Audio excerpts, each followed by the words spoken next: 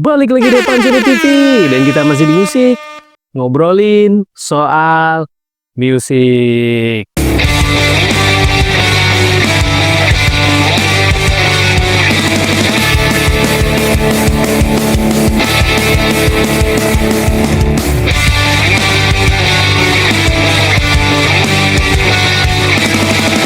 Musik, ngobrolin soal musik. Masih sama gua tentunya Danies. Gimana kabar lu semua hari ini? Semoga sehat dan berkah selalu buat lu yang masih setia nonton video di channel ini guys ya. So, jadi hari ini gua balik lagi akan ngebahas tentang Linkin Park karena memang ini yang banyak banget di request kawan-kawan warganet plus 62 terutama yang nonton di channel ini. Mereka selalu bilang, "Bang, bahas lagi dong tentang Linkin Park," gitu. Dan hari ini gua akan balik lagi ngebahas tentang Linkin Park. Semoga lu juga nggak bosen dengerin info tentang Linkin Park kali ini ya. Tapi sebelum kita bahas infonya, buat lu yang baru bergabung di channel ini, jangan lupa selalu dukung channel ini dengan cara gimana? Cukup simpel, cukup lu like, comment, subscribe, jangan lupa di-share. Kita bangun channel ini buat bisa lebih berkembang di kemudian hari nanti. Dan bila lu satu frekuensi sama gua suka musik, wajib banget subscribe dulu guys ya. So, jadi hari ini gua pengen ngebahas tentang Emily Armstrong kembali lagi ke studio musik. Apakah Linkin Park akan mempersiapkan single atau lagu baru nih guys? Jadi kita akan bahas itu. Nanti kita akan ngobrol-ngobrol lagi seputar musiknya Linkin Park, tapi kita ke infonya dulu. Let's go!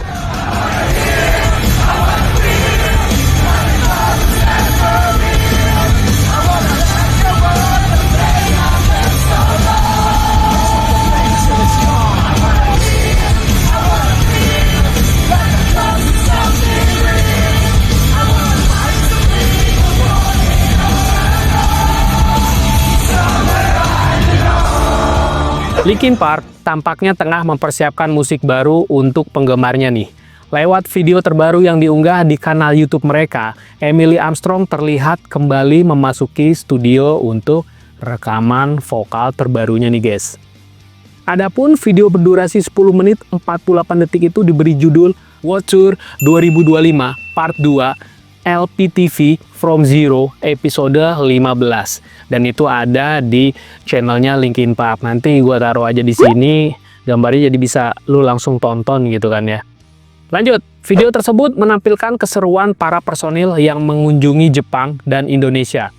2 dari 4 negara Asia yang mereka kunjungi lewat tur dunia pertamanya bersama, yes, Emily Armstrong tentunya nih guys. Pada akhir video, sekitar 23 detik, tampak vokalis baru Linkin Park itu sedang merekam suaranya di sebuah studio, di bawah arahan Mike Shinoda tentunya.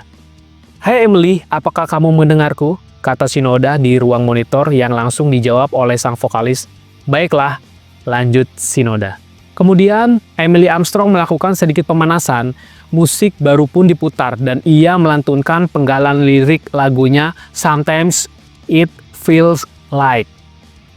Gitu, jadi memang kalau kalian bisa simak di akhir video di Linkin Park TV itu, di channelnya Linkin Park, itu ada memang Emily Armstrong sedang melakukan tracking lagu atau track lagu terbarunya. Gue nggak tahu itu lagu terbarunya, single, ataupun nanti buat the next album, gue juga nggak tahu itu, tapi memang lagi proses perekaman vokalnya dia gitu, dan kalian bisa simak itu, atau nanti bisanya memang videonya nggak copyright, bisa gua taruh cuplikannya, potongan terakhirnya itu di video ini, mudah-mudahan nggak copyright. Tapi kalau memang copyright ya nggak gua cantumin, jadi kalian hanya langsung lihat aja di Linkin Park TV di channelnya Linkin Park gitu kan. Lanjut, seorang penggemar yang menyaksikan video tersebut langsung memberikan komentarnya, "Permisi, kenapa tidak satupun yang membicarakan bagian akhir video? Lagu barukah? Yes, please," kata komenan penggemarnya Linkin Park di forum komentarnya ya guys ya. Udah gitu, seperti diketahui, ibu kota Indonesia, Jakarta, menjadi pemberhentian terakhir untuk putaran pertama From Zero World Tour. Mereka kembali ke kampung halaman di Los Angeles sebelum memulai putaran kedua mereka guys. Saat menyapa penggemarnya di Jakarta pada 16 Februari lalu, Mike Shinoda mengatakan bahwa mereka akan kembali ke Los Angeles. Namun tidak menjelaskan bahwa Linkin Park akan mempersiapkan karya barunya mereka. "Terima kasih teman-teman, kalian luar biasa malam ini," kata Mike. Malam ini adalah akhir dari rangkaian pertama From Zero World Tour. Setelah pertunjukan ini, kami akan pulang untuk istirahat sejenak dan melanjutkan tour lagi nanti. Lanjutnya Mike Shinoda. Adapun putaran kedua From Zero World Tour akan dimulai di Austin, Texas pada 26 April besok. Mereka akan berkeliling Amerika Utara, Eropa, dan Inggris hingga Amerika Latin hingga bulan November mendatang. Dan itu akan menjadi tour yang masih sangat panjang untuk tour dunianya Linkin Park ya guys ya. So, jadi kita akan bahas sedikit guys ya. Jadi menurut kalian gimana nih kalau misalnya memang ada yang belum nonton Linkin Park TV ya di channelnya Linkin Park, kalian wajib nonton dulu nih. Jadi biar apa yang gua bahas hari ini juga nyambung, yang kita obrolin hari ini nyambung gitu guys. Jadi kalau menurut gua sih emang berhubung Linkin Park itu produktif ya bikin lagu ya. Jadi mungkin kalau misalnya ada single baru ataupun lagu baru untuk persiapannya, mungkin langsung akan di track sama Mike Shinoda. Ibaratnya nyicil tracking. Jadi kan kadang-kadang vokal dulu di track, nanti tinggal dimasukin unsur gitar, bassnya ataupun drumnya. Dan biasanya sih di samping mereka tour itu, yang gua tahu ya, musisi akan cicil materi untuk album atau materi single mereka. Jadi biar nggak keteteran. Jadi kalau misalnya ada ide vokalisnya punya lirik nih udah jadi, udah mesongnya, jadi langsung aja di tracking gitu. Karena mereka memang ya punya studio tracking pribadi ya, enak banget sih menurut gua sih, fasilitasinya udah mantep banget.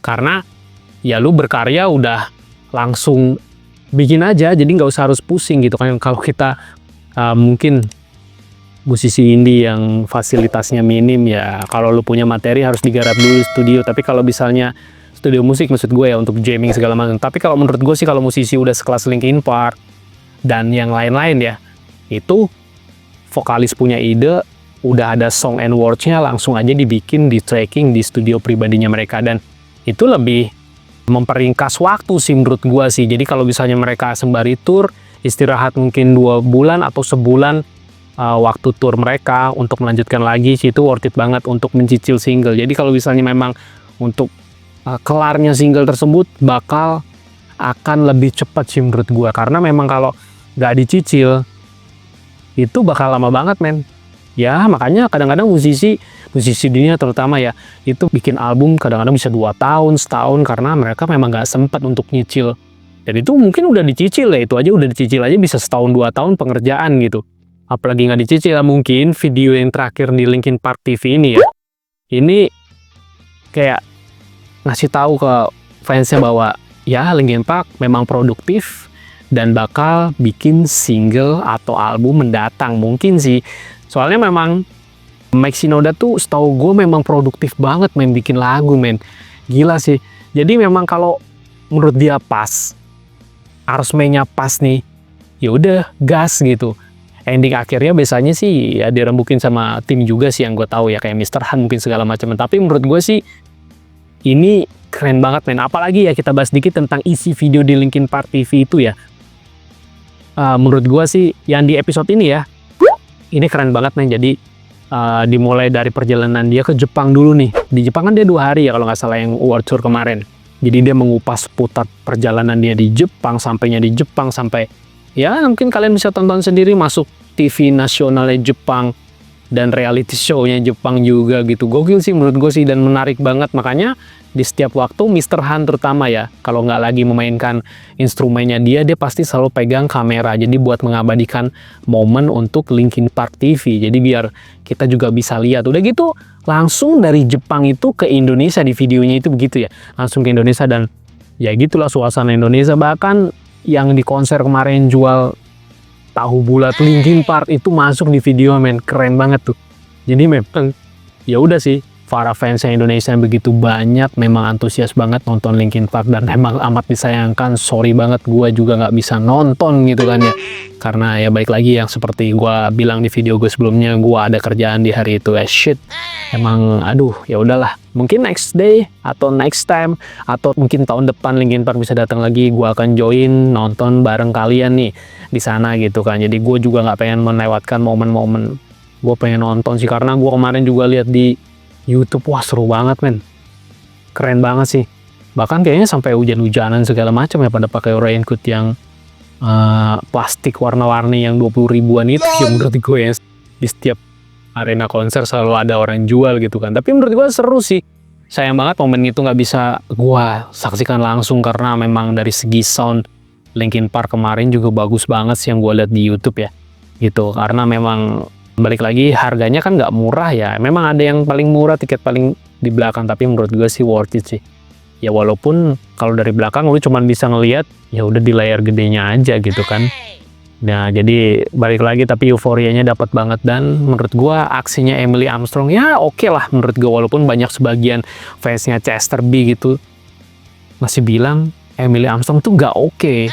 Ya udah terserah sih. Intinya sih gue seneng aja Linkin Park masih bisa berkarya, masih bisa kita lihat di atas panggung walaupun yang menggantikan mendiang sosok Chester B di atas panggung tuh cewek gitu.